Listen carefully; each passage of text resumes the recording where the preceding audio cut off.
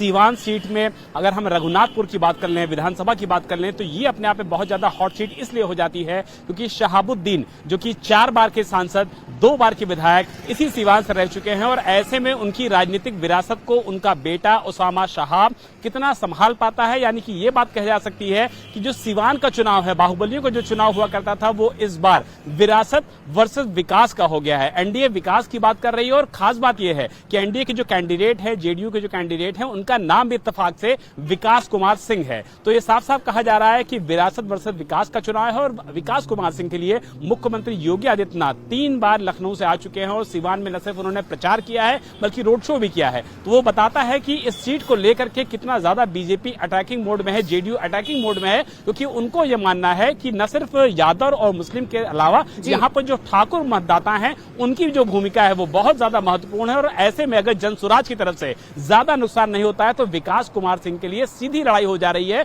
Shahab Osama के साथ। तो ये माना जा रहा है कि जो मुकाबला है वो द्विपक्षीय होने वाला है और जिस तरीके से यहाँ पर ट्रैक रिकॉर्ड रहा है एनडीए का, आज की रात किसी भी पार्टी के लिए हल्की रात नहीं रहने वाली है। विशाल कि जब बीजेपी के स्टार प्रचारक या एनडीए के स्टार प्रचारक सिवान वाले इलाके में पहुंचे तो शहाबुद्दीन का नाम लिया गया, शहाबुद्दीन के चेहरे को आगे किया गया ताकि काउंटर पोलराइजेशन का जो फायदा है वो सिवान में एनडीए को मिल सके। पटना का भी रुख कर लेते हैं नीतीश। बाहुबलियों वाला ये जो पहला फेज है ऐसे कहा जा रहा है, दानापुर में रीतलाल यादव की चर्चा यहाँ जोर शोर से हो रही है, मोकामा में चर्चा अनंत सिंह की होने लगती है, तो सिवान में चर्चा शहाबुद्दीन के और उनके बेटे की होने लगती है। क्या रिपोर्ट्स आपको मिल रही हैं, जनता क्या सोच रही है? जी हाँ, बिल्कुल कल इसकी परीक्षा होनी है, चूंकि पहले चरण में 121 सीटों पर वोटिंग हो रही है, उनमें से कई बाहुबली हैं और इससे पहले भी बाहुबली जीतते रहे हैं, जेल से जीतते रहे हैं और जाहिर है बाहुबलियों का जो जलवा है वो बिहार में समय समय पर देखने को मिला है। और पटना में भी जो दानापुर की सीट है, रीतलाल यादव वहां से एक बार फिर आरजेडी के टिकट पर हैं और जेल से चुनाव लड़ रहे हैं, उनकी पत्नी बेटी उनके लिए प्रचार कर रही हैं। लेकिन जाहिर है लोगों के बीच एक चर्चा का विषय जरूर है, लेकिन वहां रामकृपाल यादव उनके सामने हैं जो बीजेपी से उम्मीदवार है। पिछली बार पाटलिपुत्र लोकसभा से चुनाव लड़े थे लेकिन लालू यादव की बेटी मीसा भारती से चुनाव हार गए थे, लेकिन इस बार रामकृपाल यादव उनके सामने हैं। तो ऐसे में बड़ा दिलचस्प मुकाबला कि रामकृपाल यादव जिनकी छवि एक अलग नेता की है, उनका मुकाबला एक ऐसे बाहुबली से है जो हमेशा सुर्खियों में रहा है, कई बार छापेमारी हाल के महीनों में उनके घरों पर हुई है और कई दूसरी सीटों पर भी आप देखें, जैसे गोपालगंज में कुचायकोट की सीट, अमरेंद्र पांडे 32 बार जेल जा चुके हैं, 2000 से लगातार जीतते आ रहे हैं। भाई सतीश पांडे से सियासत में विरासत मिल गई है और इसके बाद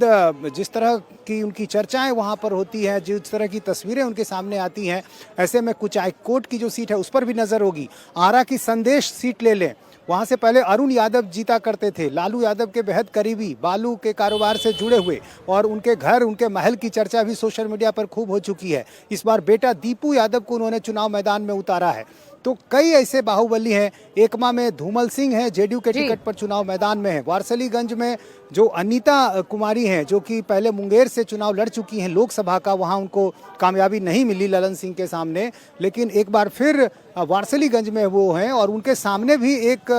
बाहुबली अखिलेश की पत्नी हैं। तो ऐसे में कई ऐसी सीटें हैं जहां बाहुबलियों के बीच मुकाबला है और ऐसे में ये देखना दिलचस्प होगा कि आखिर लोग जो है, आम लोग है, वो क्या रुख अपनाते हैं। और दरअसल देखिए, बाहुबलियों के पास जिस तरह से पैसा आ रहा है, जिस तरह से उनके पास एक अकूत संपत्ति है, हमने देखा है कि उसका इस्तेमाल वो लोगों में रॉबिन हुड की छवि बनाने के लिए करते हैं। और कई बार जब उनके घर पर लोग आते हैं, शादी ब्याह का मौका हो या फिर उनको किसी तरह की ज़रूरत हो, वो खुलकर पैसे देते हैं, उनके पास पैसे की कमी नहीं है और इसके जरिए उनका एक व्यक्तिगत रिश्ता ऐसे लोगों से बनता जाता है, एक वोट बैंक भी खड़ा होता जाता है। और यही कारण है कि अगर ये पहले चरण के चुनाव को देखें तो 18 जिले की कुल 121 सीटों पर वोट डाले जा रहे हैं और इनमें से 20 सीट ऐसी हैं जहां बाहुबलियों की जो साख है वो दांव पर लगी हुई है और इन बाहुबलियों की खूब चर्चा हुई है। चाहे लालगंज में मुन्ना शुक्ला की बेटी शिवानी शुक्ला की ही बात कर लें, जो खुलकर प्रचार प्रसार करती हुई नजर आई, आरजेडी के टिकट पर इस बार मैदान में है, अपने पिता के बल पर चुनाव लड़ना चाह रही है। मुन्ना भावना शुक्ला की बात करती हुई नजर आ रही है, उन्हें जेल से बाहर निकालने की बात करती हुई नजर आ रही है। अब उनकी किस्मत का फैसला तो जनता कल ईवीएम में कैद कर ही देगी, लेकिन जगह जगह से जो जानकारी है वो यही है कि 20 बाहुबलियों की जो किस्मत है वो कल ईवीएम में कैद हो जाएगी। सीधा छपरा चल लेते हैं, शोएब मेरे साथ बने हुए हैं। शोएब, आप बताइए कैसा लग रहा है ये मुकाबला, कितना दिलचस्प हो गया है? हाँ बिल्कुल, देखिए इस वक्त चूंकि मैं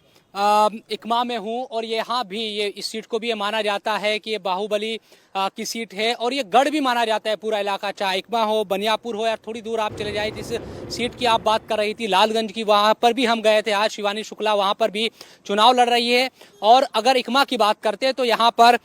चूंकि अगर इकमा की बात करें तो मनोरंजन सिंह उर्फ धूमल सिंह यहाँ से चुनावी मैदान में है, दर्जनों मुकदमे हैं। लेकिन ये बात भी सच है कि वो चुनाव पहले जीतते रहे हैं, तो ये भी कहा जाना थोड़ा सा ये कहा जा सकता है कि जनता भी इन लोगों को जाहिर सी बात है कि चुनकर भेजती रही है और इसीलिए फिर से चुनावी मैदान में तमाम जो लोग हैं वो दिखाई देते हैं।